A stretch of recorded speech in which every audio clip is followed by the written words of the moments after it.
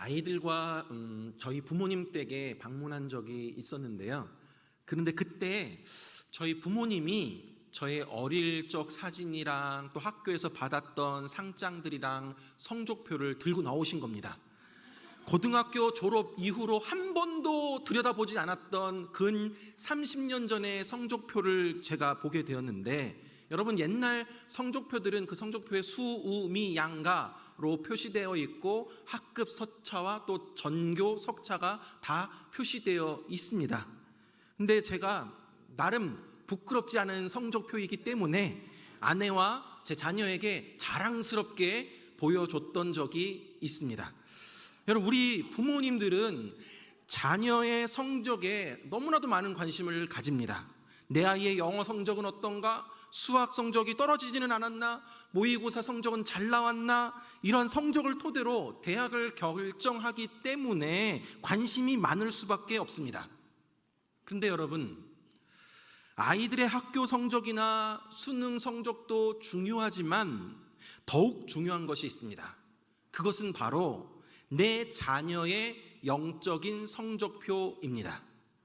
여러분, 지금 내 자녀의 신앙 상태는 어떻습니까? 옛날에 주일학교에서 성경고사 대회 1등하고 암송대회에서 상 받은 그것이 중요한 것이 아니라 지금 현재 내 자녀에게 복음이 심겨져 있습니까? 내 아이 스스로 내 인생의 주님은 하나님이십니다 라고 인정하며 고백하며 살아가고 있습니까? 내 아이의 학업 성적에 관심이 많은 만큼 신앙 교육에는 얼마나 많은 관심을 가지고 있으십니까? 우리는 언젠가 하나님 앞에 서게 될 때 이 땅에서의 삶에 대한 성적표를 보여드려야 합니다. 그 가운데 과연 부모로서의 성적은 어떻다라고 생각을 하십니까? 하나님 앞에 부끄러움 없이 내 자녀들을 신앙 안에서 잘 키웠다라고 하나님 앞에 그렇게 보여드릴 수 있으십니까? 설교를 준비하면서 나도 언젠가 하나님 앞에 서게 될 때 부모로서의 그 성적표를 하나님 앞에 자연스럽게 자랑스럽게 보여드릴 수 있을까라는 생각을 하게 되었습니다. 저도 두 아이를 키우고 있는 부모이지만 자녀 교육에 있어서 참 많이 부족하고 부끄러운 점이 많이 있습니다. 아마 대부분의 부모님들의 마음이 동일할 것입니다.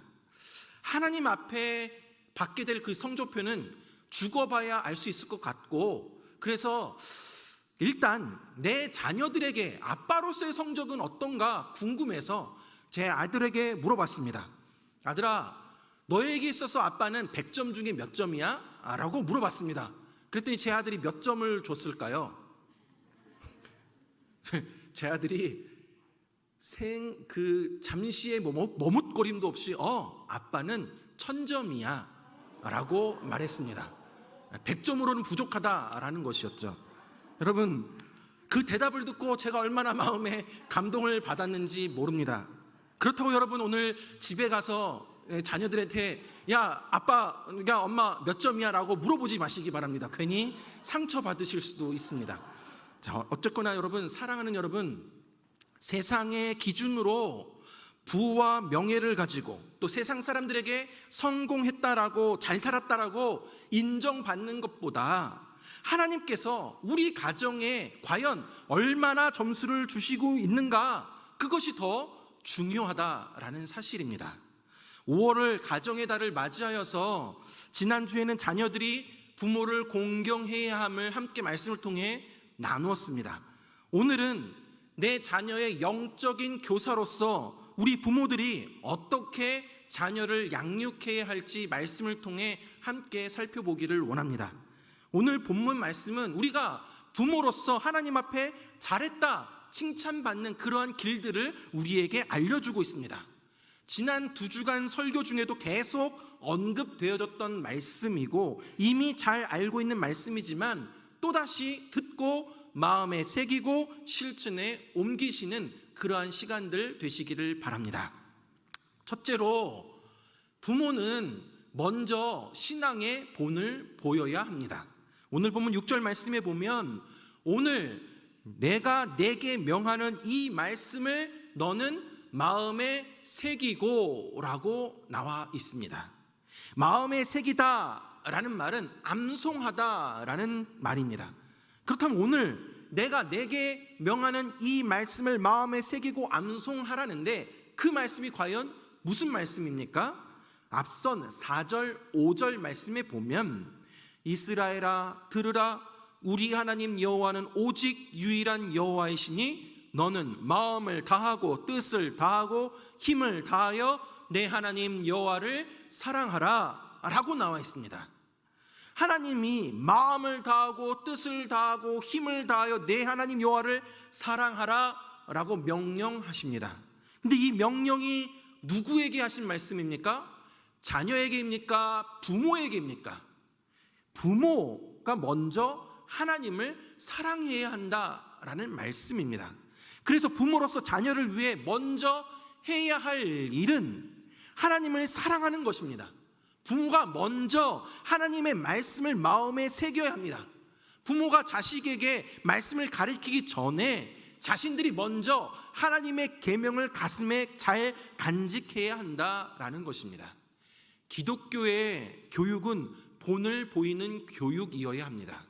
나는 기억하지도 간직하지도 않으면서 우리 아이한테만 기억하라고 그렇게 가르칠 수고 또 훈육할 수는 없습니다. 자신이 먼저 하나님을 경외하고 여기 합당한 삶을 집안에서 자녀에게 보여주는 삶이야말로 효과적인 교육의 시작임을 우리는 기억해야 합니다. 두 번째로 우리는 자녀에게 말씀을 가르치며 강론해야 합니다. 오늘 본문 7절 말씀에 보면 내 자녀에게 부지런히 가르치며 집에 앉았을 때든지 길을 갈 때든지 누워있을 때든지 일어날 때든지 이 말씀을 강론할 것이며 라고 나와 있습니다. 하나님은 아이들에게 말씀을 가르치며 강론할 것을 부모에게 명령하십니다. 주일학교 선생님들이나 교육자들이 아니라 부모에게 직접 명령하십니다. 너희 부모가 너희 자녀들을 부지런히 가르치며 하나님 말씀을 강론하라 라고 하십니다. 여기서 부지런히 가르친다 라는 그것의 원어적인 의미는 날카롭게 찔러 넣다 라는 뜻이 있습니다. 그러니까 부모는 자녀가 하나님의 말씀을 절대 잊지 아니하도록 마치 날카롭고 예리한 송곳으로 쿡쿡 찔러서 문신을 새기듯이 자녀의 마음속에 새겨지도록 가르치라 라는 뜻입니다. 그 방법으로 집에 앉았을 때든지 길을 갈 때든지 누워있을 때든지 일어날 때든지 라고 방법으로 이야기하고 있습니다.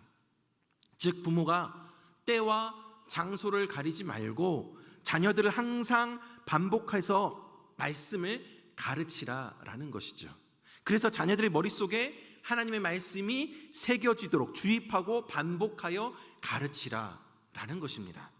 그러나 하나님의 말씀을 집에 있을 때에도 집 밖에 있을 때에도 길을 갈 때에도 누워 있을 때에도 앉아 있을 때에도 계속 가르치고 말씀을 가까이 해야 하는데 우리 부모님들의 모습이나 우리 자녀들의 모습을 보면 어떻습니까? 하나님 말씀을 가까이 하고 또 그렇게 가르쳐야 함에도 불구하고 우리는 말씀이 아니라 핸드폰을 더 가까이 합니다. 스마트폰이 손에서 떨어지지를 않습니다. 앉아있든지 일어날든지 누워있든지 길을 갈 때이든지 집에 있든지 학교에 있든지 직장에 있든지 교회에 있든지 스마트폰과 함께합니다. 하나님의 말씀이 자녀들의 인생의 가치관을 만들어가는 것이 아니라 어느새 스마트폰을 통해서 세상을 보고 인생을 배우고 자신의 가치관을 만들어가고 있습니다. 늘 스마트폰을 손에 들고 있는 부모가 자녀들에게 무슨 말을 할 수 있겠습니까? 앞에서 이런 말을 하는 저 역시 참으로 부끄러운 모습입니다. 제 모습을 돌아보며 회개합니다. 사랑하는 부모님들, 자녀에게 비춰지는 나의 모습이 말씀을 보고 기도하는 것이 아니라 핸드폰만 보고 있는 모습은 아닌가 돌아보면서 다시금 자녀들이 하나님의 말씀을 절대로 잊지 아니하도록 그들 마음속에 문신 새기듯이 그 하나님의 말씀을 가르치며 강론해 나아가는 저와 여러분들 되길 간절히 바랍니다. 세 번째로 자녀들에게 영적으로 정신적으로 환경을 제공해 주어야 합니다. 오늘 보면 8절 9절 말씀에 보면 너는 또 그것을 내 손목에 매어 기호를 삼으며 내 미간에 붙여 표로 삼고 또 내 집 문설주와 바깥문에 기록할지니라 라고 나와 있습니다. 여호와의 말씀을 손목에 메고 다니거나 미간에 붙이거나 문설주에 기록하는 것은 그의 자녀들이 항상 하나님의 말씀, 여호와의 계명을 볼 수 있도록 하기 위함입니다. 항상 말씀과 함께 살며 계명과 함께 숨쉬는 삶을 살도록 하려는 것입니다. 하나님은 삶의 모든 환경과 영역과 분위기 가운데 하나님의 말씀이 살아 움직이도록 하나님의 말씀을 아이들에게 언제 어디서나 볼 수 있는 환경을 제공하라고 우리 부모에게 명령하십니다. 우리 가정의 영적인 환경을 성경적인 분위기로 만들어 가야 합니다. 자녀의 영적인 환경을 제공해 주기 위해서 말씀을 눈에 보이도록 눈에 띄게 집안 곳곳에 냉장고니 또 어디니 벽이니 그렇게 붙이는 것도 중요합니다. 그런데 말씀만 온 집안에 가득 붙여 놓는다고 해서 우리 아이들이 말씀과 함께 살아가는 것은 아닙니다. 집안의 영적인 환경을 조성하는 가장 중요하고 효과적인 방법은 진정으로 하나님을 경외하는 부모의 모습, 그 생활을 보여주는 것입니다. 앞서서 부모가 자녀에게 신앙의 본을 보여야 한다라는 것과 또 부지런히 말씀을 가르쳐야 한다는 것도 연관이 있습니다. 여러분, 금쪽 같은 내 새끼라는 그러한 TV 프로가 있습니다. 마냥 사랑스럽고 금쪽과 똑같은 내 아이가 폭력적이거나 우울증이 있거나 도벽이 있거나 또 가출을 하거나 하는 여러 가지 문제 행동들을 보이는 그것에 대한 원인과 그 해결 방법을 찾는 TV 프로그램입니다. 예전에 우리 아이가 달라졌어요 라는 그러한 프로와 같은 비슷한 내용인데요, 이 프로그램을 보면 공통적인 것은 이 세상에 문제아는 없다라는 것입니다. 문제 부모만 있을 뿐입니다. 부모의 잘못된 태도와 양육으로 인해서 아이들이 문제 행동을 보이는 것입니다. 그만큼 자녀에게 미치는 부모의 영향은 절대적으로 크다라는 사실입니다. 우리 부모님들이 잊지 말아야 할 것은 자녀들은 부모들이 하는 그 모습을 그대로 보고 배운다라는 사실입니다. 자녀들은 무엇이 부모에게 가장 중요하고 소중한 것인지 압니다. 돈을 귀하게 여기는지, 명예를 귀하게 여기는지, 스마트폰을 중요하게 여기는지 우리 아이들은 너무나도 잘 압니다. 부모의 예배관을 자녀들도 그대로 배우고 부모의 물질관을 자녀가 그대로 따라합니다. 부모가 아무리 입술로는 하나님의 말씀을 이야기해도 막상 삶에서는 예배보다 세상의 일을 먼저 선택한다면 자녀에게 진실한 교육을 할 수가 없는 것입니다. 우리 그리스도인 부모의 가장 큰 고민은 내 자녀를 어떻게 신앙 안에서 키울 것인가에 대한 것입니다. 그런데 자녀를 키우다 보면 어느덧 우선순위가 하나님 말씀보다는 학교 성적이나 대학 입시, 취업, 결혼 문제 등에 먼저 앞서게 됩니다. 그러면서 점점 아이들의 머릿속에는 하나님의 말씀이 채워지는 것보다 세상의 가치관들이 더 많이 채워져 버리게 됩니다. 우리 부모들이 먼저 쉽게 타협합니다. 다른 집 자식들과 비교해서 신앙교육은 티도 안 나기 때문에 지금은 공부가 먼저야, 하나님 말씀 외우는 시간에 영어 단어 하나라도 더 외우게 하는 것이 낫다라고 판단을 해서 자녀들을 그렇게 몰고 갑니다. 물론 공부시키지 말고 하나님 말씀만 외워라 라고 말씀을 드리는 것은 아닙니다. 그러나 자녀를 말씀으로 가르치는 것이 우리 삶 가운데 빠져 있다면, 우리 자녀를 말씀으로 키우는 것이 우선순위에서 밀려나 버렸다면 우리는 부모로서, 아이들이 영적인 교사로서 중요한 책임을 등한시하고 있다는 것입니다. 우리가 자녀의 신앙 교육에 대해서 무관심하거나 등한시할수록 아이들의 가치관은 점점 세상의 교육에 흡수되어지고 또 깨기 힘든 바위가 되어져 버립니다. 어려서부터 말씀으로 가르치지 아니하고 기독교 가치관을 심어주지 않으면 우리 아이들은 바위처럼 완고해져서 좀처럼 깨기 힘들어 버리게 됩니다. 유대인들의 어머니들은 자녀가 어렸을 때 하나님의 말씀을 철저히 가르치고, 그래서 아이들이 12살이 되면 모세오경을 모두 외울 수 있을 정도로 하나님의 말씀이 자녀들의 그 머릿속에, 생각 속에 꽉 차 있도록 합니다. 그런데 오늘날 많은 부모들이 하나님께서 나에게 자녀를 허락하셨다라고 입술로는 말하면서도 막상 삶의 현장에서는 자녀를 나의 것으로 생각하고 내 생각과 내 방법대로 철저히 세상의 방법으로 키워 나아간다라는 것입니다. 그러나 우리가 분명히 알아야 할 것은 자녀는 하나님이 주신 기업이고 태의 열매로서 하나님께서 우리가 이 땅에 사는 동안 잠시 맡기신 것이라는 사실입니다. 내 것은 내 방법대로 얼마든지 할 수 있지만 자녀는 내 것이 아니고 하나님의 것이기 때문에 우리는 반드시 하나님의 말씀대로 자녀들을 양육해 나아가야 합니다. 부모는 자녀를 하나님의 말씀으로 바르게 키워야 할 막중한 책임을 가지고 있습니다. 특별히 신앙교육과 인격교육에 대해 부모가 책임을 져야만 합니다. 사랑하는 여러분, 신앙교육과 인격교육을 교회에만 맡기지 마십시오.